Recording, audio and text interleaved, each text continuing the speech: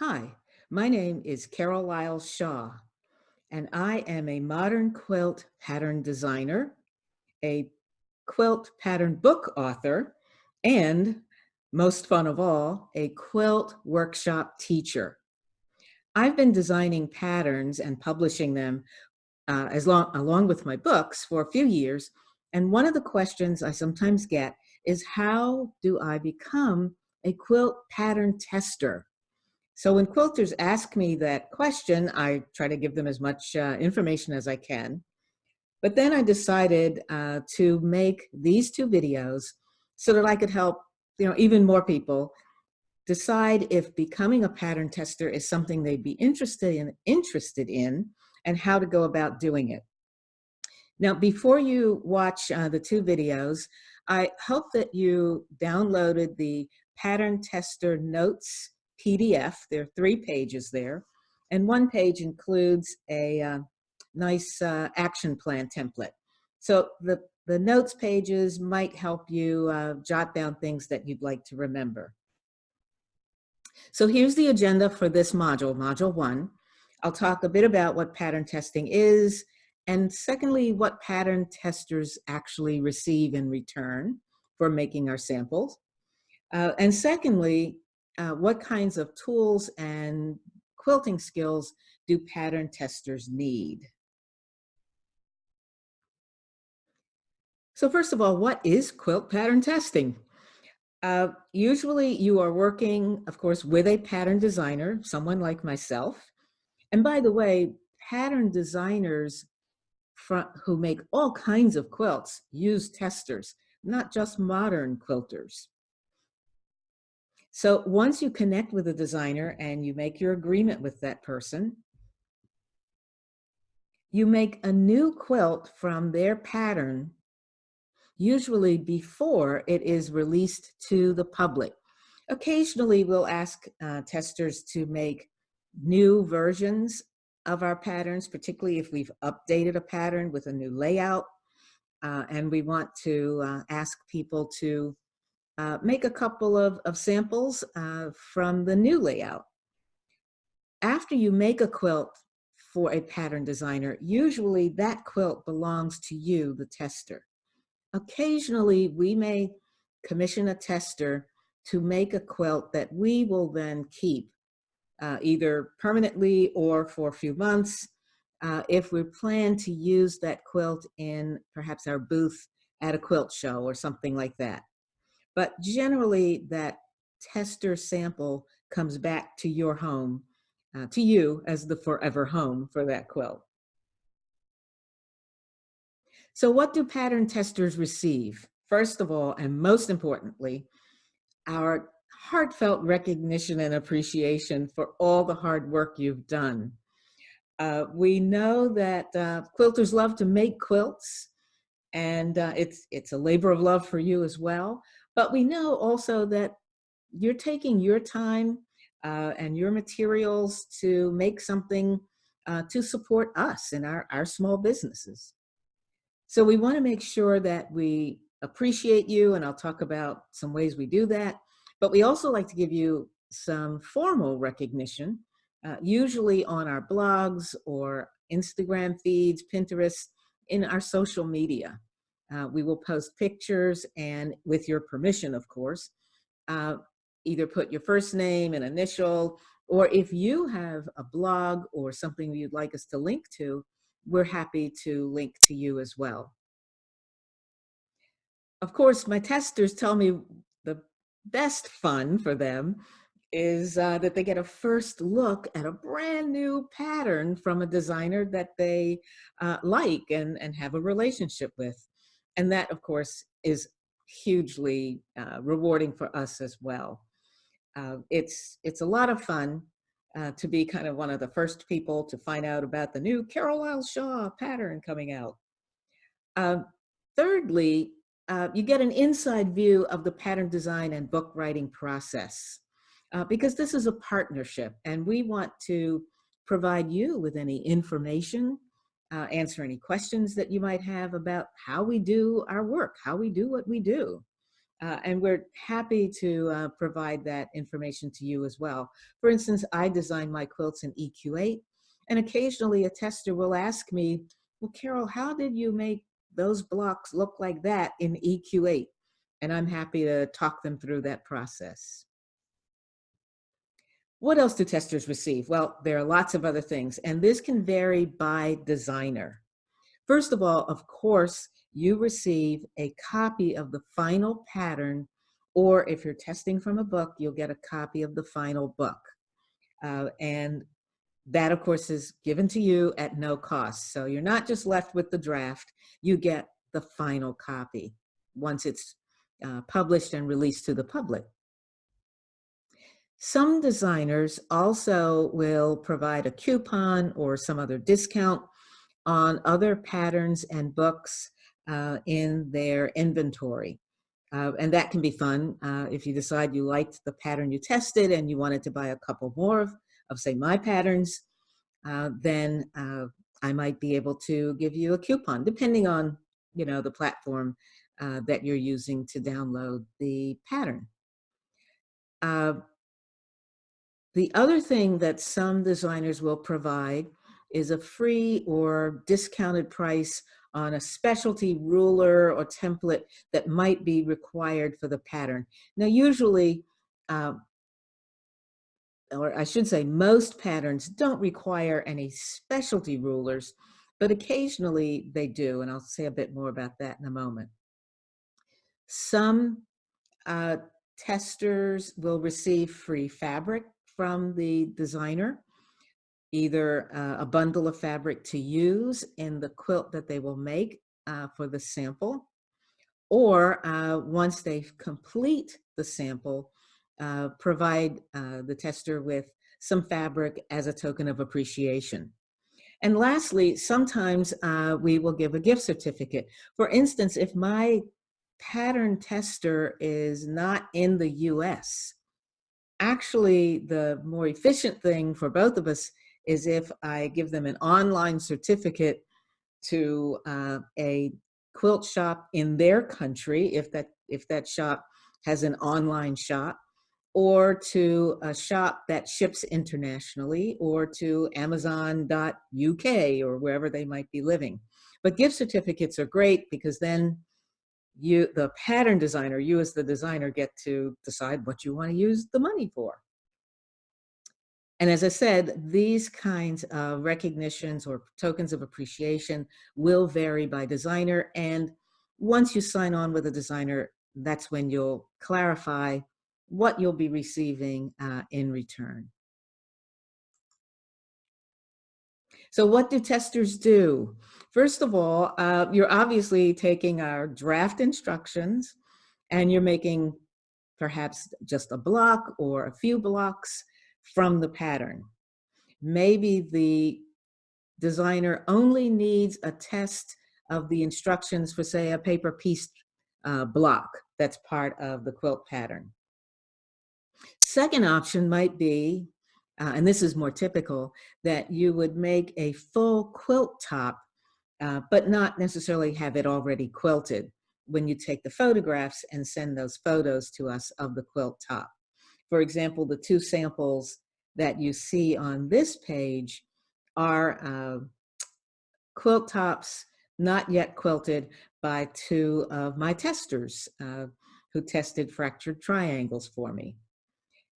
Thirdly, sometimes the designer will ask for testers who can commit to actually quilting their quilt top. So they do from start to finish, because sometimes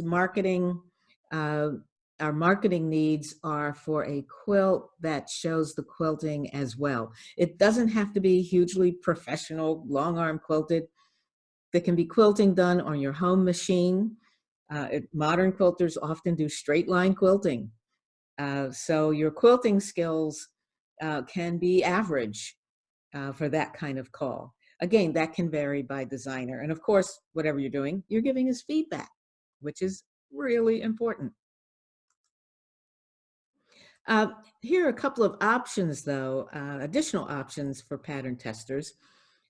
And this is something to clarify with your designer. Option one Does the designer want you to follow the pattern exactly from start to finish, to finishing the quilt top?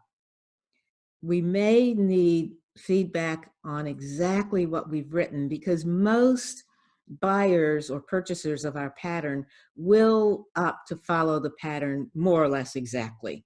So we want to make sure that those instructions and the measurements and all that sort of thing actually are correct. But there's a second option that a couple of my testers have contacted me about. They followed the instructions in the pattern on the technique, but then they wanted to make some sort of creative variation. For instance, on fractured triangles, one of my testers made a lap quilt size quilt and then emailed me and said, I'd like to make a mini to enter in uh, my guild's show. And I said, go for it. So she downscaled the pattern and made a mini. And she also sent me photographs of the miniature version. I thought that was so cool that she did that. And she did put it in her guild show. No matter which option you're following, be sure to remember that taking notes is important, because you really want to give as much detailed feedback as you can. And as I said, I'll say more about that in Module 2. Tools and skills. First of all, most of us designers welcome confident beginners.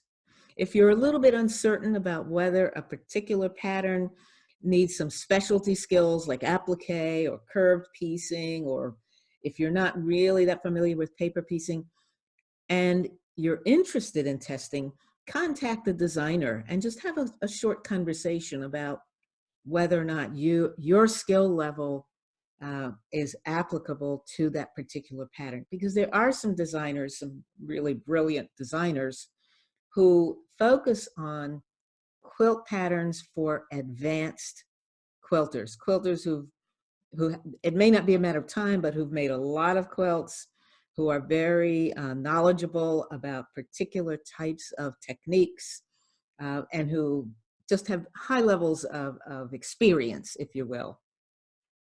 But most of the time, a confident beginner with standard piecing and quilting knowledge, standard set of tools in terms of rotary cutters, uh, using any type of batting if you decide to complete and quilt your quilt. Uh, Here you see a kind of a specialty mat. It's a rotary mat from Martelli, but I don't require my testers to have a rotary mat. In the pattern, it might say, if you have a rotary mat that is a mat that turns, whether it's square or round, it can be very helpful when you're trimming up these blocks, but it's not required. Occasionally, a particular pattern may need a specialty ruler, such as the 60-degree ruler that you see on this page. For the fractured triangle pattern, the testers needed to use a 60-degree ruler to make those triangles. So they could buy a ruler from any manufacturer. There are lots of them out there. Or they could actually make their own ruler, if you will, or template from cardboard, using the templates that they can print from the pattern itself. And in fact, a couple of my testers made their own ruler out of cardboard or plastic, just using a thin piece of plastic. Others had a 60-degree ruler. So having testers who did both was really quite helpful for me. So summarize, confident beginners are definitely welcome. The other skills that you need are the ability to meet deadlines. That is, some basic planning skills, because as designers, we often have some firm deadlines where we plan to release a pattern, or it might be part of a quilt along or sew along. So we really have to have the pattern ready to go on a specific launch date. Basic email savvy, meaning you can receive and print a PDF, usually in color, But for instance, if you're traveling in your RV and you don't have your color printer with you, you could stop at Office Depot or any office supply store and print from your email on their printer in color. But you do need to be able to receive and print a PDF, and that's a pretty simple thing to do. No specialty software is required for that. You also, though, need to be able to scan or photograph notes that you make on the pattern itself as part of the feedback. Uh, Most testers will write out their specific feedback. They'll say on page 1, paragraph 3, we noticed this. There seemed to be something missing on page 4 in the step 5. So just a list, just a written email list is fine. But occasionally people will write on the pattern itself, like circling something or highlighting something. And it's just easier to take a photo with your phone or scan it into your computer and send me that page so that I can see your exact notes. I've had testers do both, and both work fine. Photograph skills. When you finish your top or your quilt, we do ask for a clear, well-lit photo on your phone or tablet. And that can mean a lot of things. It can be an informal photo taken outdoors, like the one you see here on the right. I think that's just fun. And it's a lot of fun to post that on our blog or our Instagram feed. But you might also want to photograph it indoors, either looking down on the floor, if your floor is in a well-lit area, or pinning it to your design wall in your studio. Just make sure that the lighting is even, that there aren't any weird shadows hiding part of the quilt, and that sort of thing. I think the photo outdoors with where you can just barely see the quilter's shadow, I just think that's super fun. So formal, kind of semi-formal or informal, all kinds of photos are typically welcome. But again, check that with your designer.